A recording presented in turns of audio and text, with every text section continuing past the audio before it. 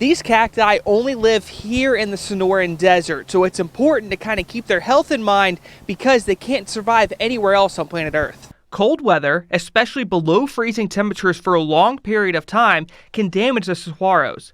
Michael Chamberlain studies the climate's impact on the cacti, and he said, vulnerability to cold defines the northern and upper elevation limits of the saguaro. The range of those saguaros has fluctuated considerably with altering climate in the past, with northern limits constrained by the cold. Those who work at Saguaro National Park in Tucson keep an eye on these cacti and even do a census every 10 years to check their condition. The saguaros really bear the scars of past weather events, and a lot of the really old saguaros here show signs that they were damaged by freeze events in the past.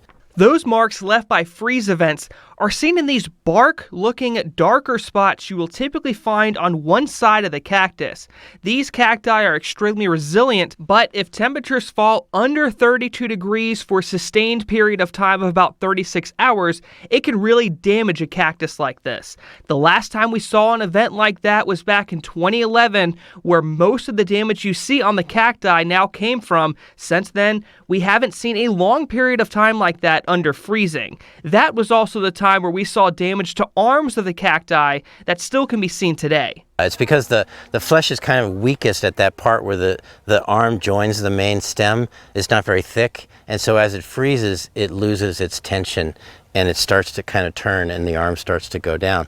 Sometimes the arm will fall off, but oftentimes these arms will turn down and then later on start to grow back up again. Now, winters where we see an El Nino can produce a lot of cold weather and rain, which could damage these saguaro even more. So it's going to be something to keep a close eye on over the next 100 years. From the west side, Dana McFarland.